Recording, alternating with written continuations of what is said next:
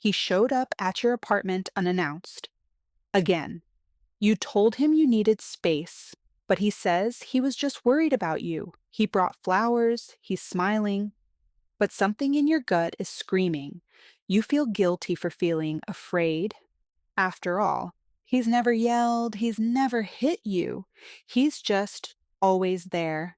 Welcome to the most dangerous predator in the dating wasteland, the covert narcissist, also known as the nice guy. He doesn't announce his toxicity with rage or arrogance. He hides it behind sensitivity, victimhood, and performative kindness. By the time you realize what he is, he's already convinced everyone, including you, that you're the problem. Open your field guide. Today, we're exposing the covert narcissist, how to identify him in the first 5 minutes, why he's more dangerous than the overt kind, and how to extract yourself before he rewrites your reality. First, let's clarify the difference. An overt narcissist is loud. He brags. He dominates. You can spot him from across the room. But a covert narcissist, he whispers, he plays the victim. He tells you he's inferior, and that's exactly how he controls you. He weaponizes your empathy. The covert narcissist has discovered something brilliant. In modern culture, victimhood is currency.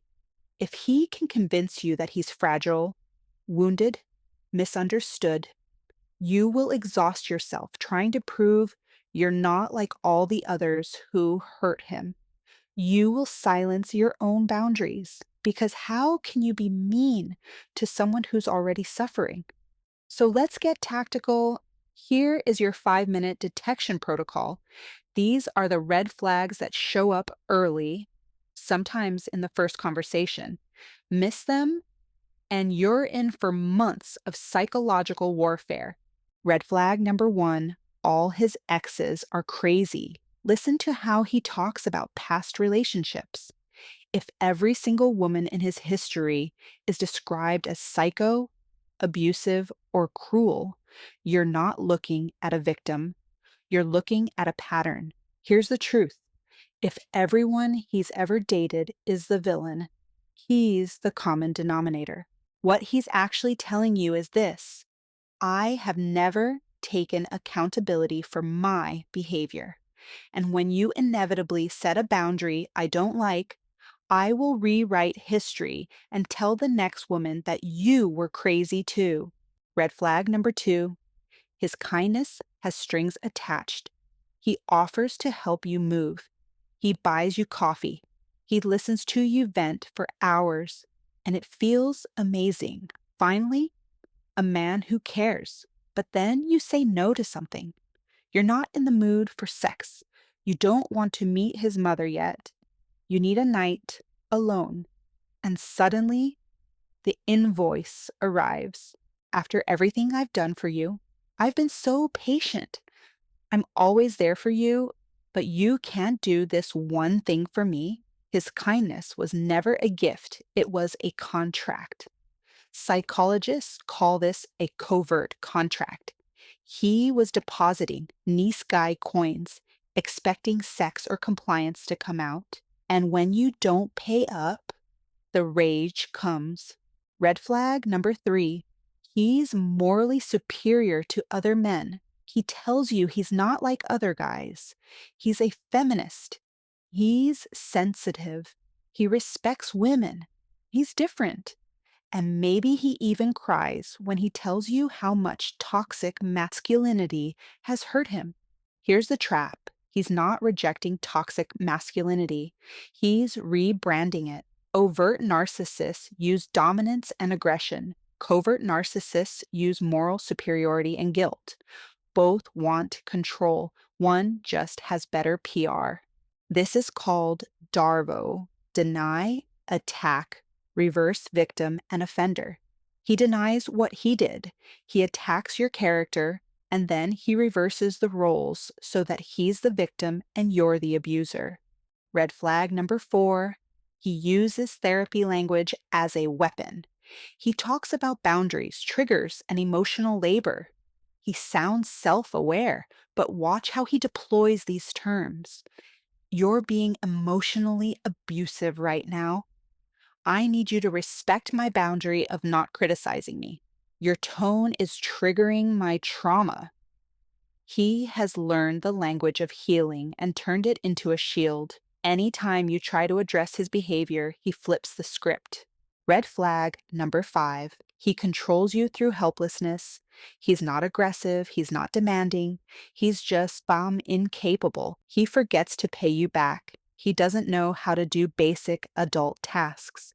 He's too anxious to make decisions. So you do it. You manage his emotions. You plan everything. You become his mother, his therapist, and his manager.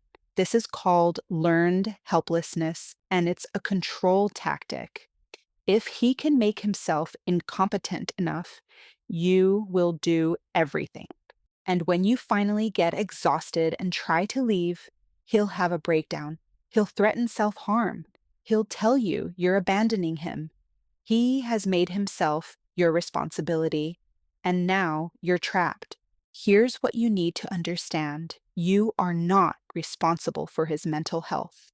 You are not responsible for his happiness. You are not responsible for proving that you're not like the others. If leaving him feels like you're committing murder, that's not love.